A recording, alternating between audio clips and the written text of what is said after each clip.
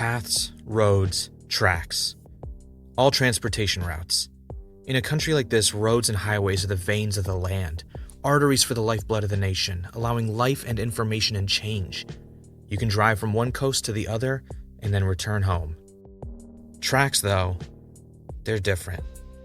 You can't just stop the train on the tracks and go back. The only way is forward, and the more you look back at where you came from, the more distant it gets, as it disappears beyond the horizon, lost in the vanishing points. And once you're on that train, you're locked in. There's no getting off.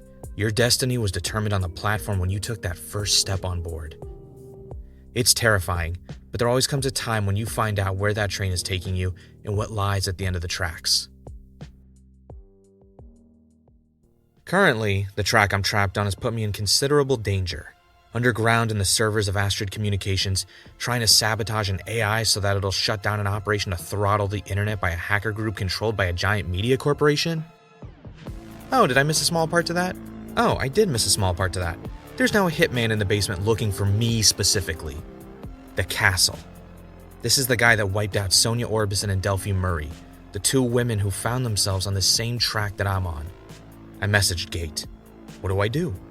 Max was responding in all caps to get out of there, to run. But Gate said we weren't quite through. There would be no point to any of this if we didn't finish the job. This was our only chance to stop Scavenger from accelerating the dead internet takeover. I continued following Gate's instructions on setting up the servers to destroy themselves. All the while I could hear footsteps. The Castle had made it down the stairs and now he was calmly searching the area. I could hear his heavy footfalls, exploratory. He didn't know where I was hiding, as I tried to type quietly. Then he started speaking. His words barely made any sense. It was hard to understand what he was saying. From what I could decipher, he had played a similar game of hide-and-seek with Sonia. He had said that she was an origami beast that kept unfolding until there was nothing left. He referred to himself as a guardian, protecting this world from the destruction we would cause. He was making zero sense. He was totally deranged. But that made him all the more dangerous. Finally, I was done with Gate's instructions. I could hear the castle getting closer, though. Gate told me that there was one final step. I just had to go shut off a particular server. The only problem was at the back of the room, which meant I had to descend even deeper, straying further and further from the only exit, with the castle firmly between me and my escape. I missed the part of this job that was just playing video games, you know?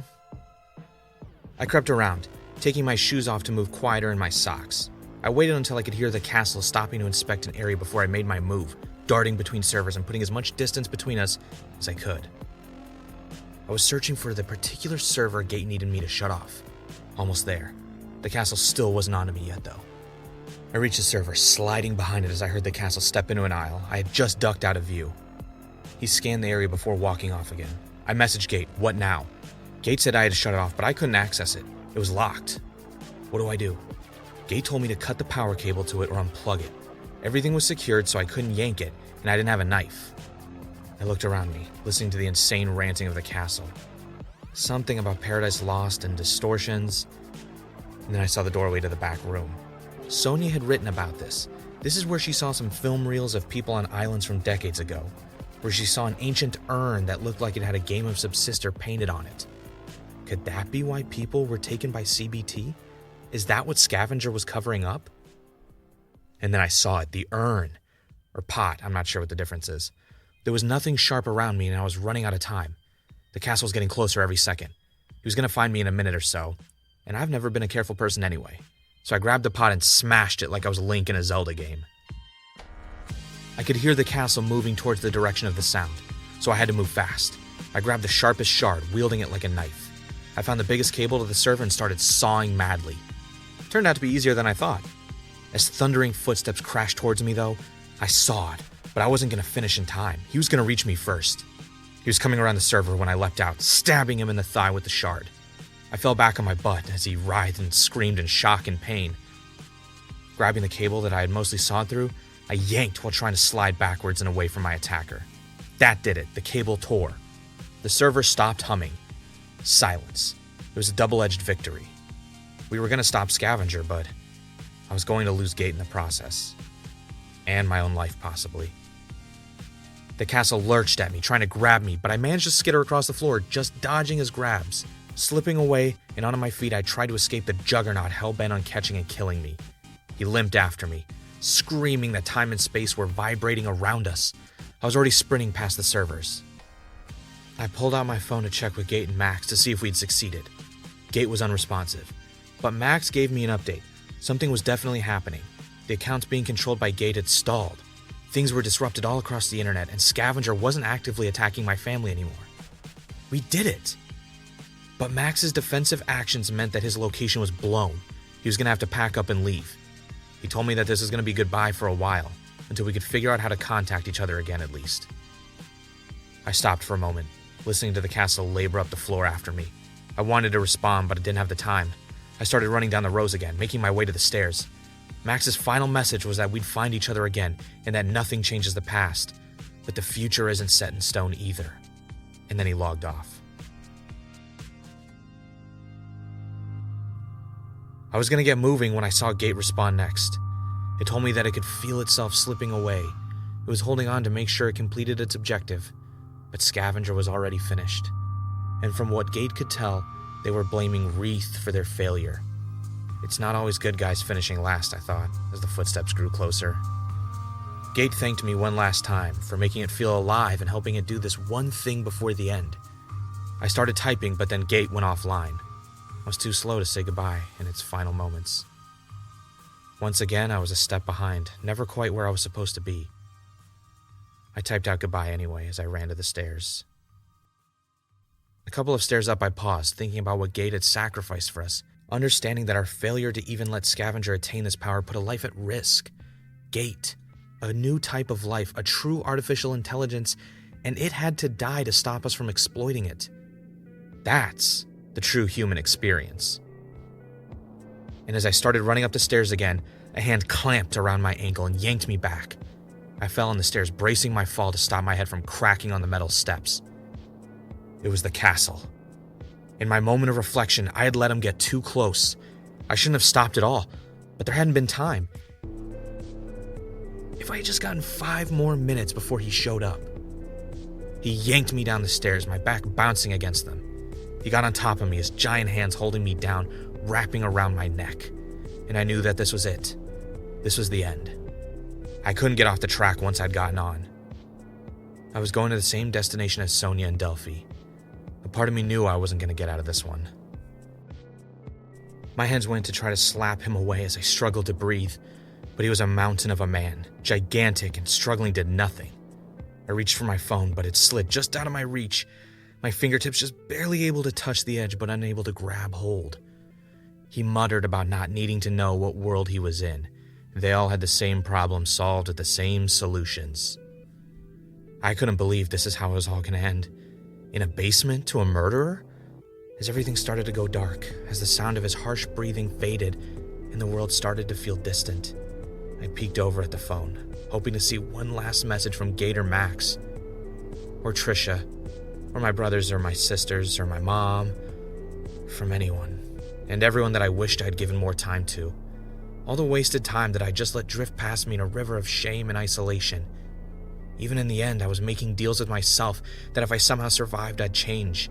I'd give anything to spend one more second with them.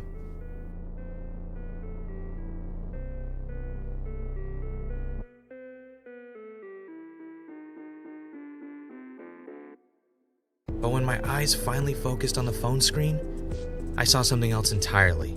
Something completely unexpected, completely random, and completely unhelpful. A new episode of Subsister, a real podcast, had just dropped. Episode 6, the finale.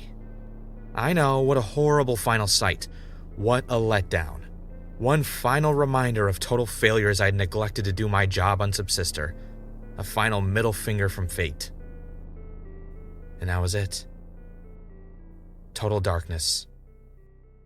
The end. Good night.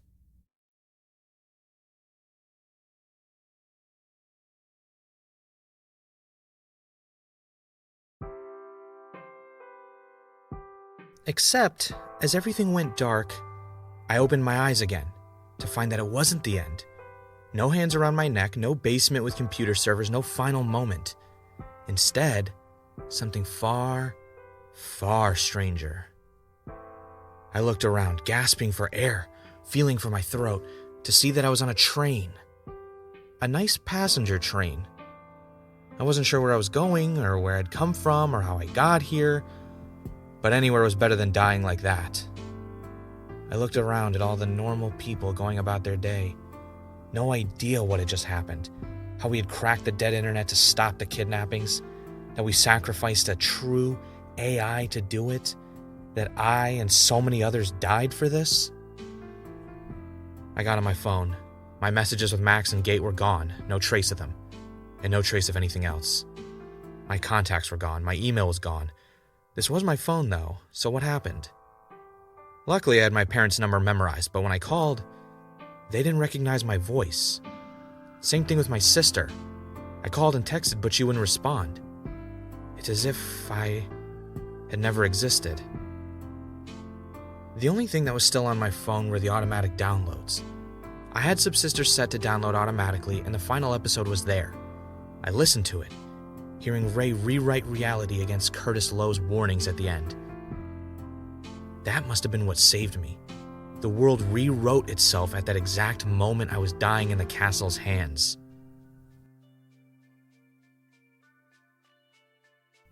In this new reality, I was on a train. I looked up Trisha, only to see that she had never worked on a podcast called Subsister. In fact, there was no proof Subsister even existed anymore. It was gone. Only the downloads on my phone hinted to it ever having been real. She was still working on Candlestick in the library. In this world, I hadn't ruined that for her. But as my internet search went on, I saw that I hadn't ruined this for Trisha because I wasn't in this world at all. There was no proof of my existence. I couldn't find my social media accounts, no high school diploma, no college, no bank accounts. I couldn't even log into my Steam account. Now I'd really never finish any of those games. I had survived the battle with the castle and Scavenger, but I was no longer alive. Just a ghost on a train coming from nowhere and heading into the unknown. Why didn't I reset like everyone else did? How come I still remembered Subsister and Ray and Scavenger and the dead internet and Gate and CBT and Sony and the castle and Trisha and everything else? And what do I do now? I can't return to my family. I have nowhere to go and no one to turn to. There's no home village to return to at the end of the journey for me anymore. I'm trapped on this track, pushing ahead into the dark night. My only reprieve will be finding the truth. I have to know what happened. Why me? How is this possible? How do I get back to my world? There has to be answers out there. There has to be more to this. There has to be more than just subsisting.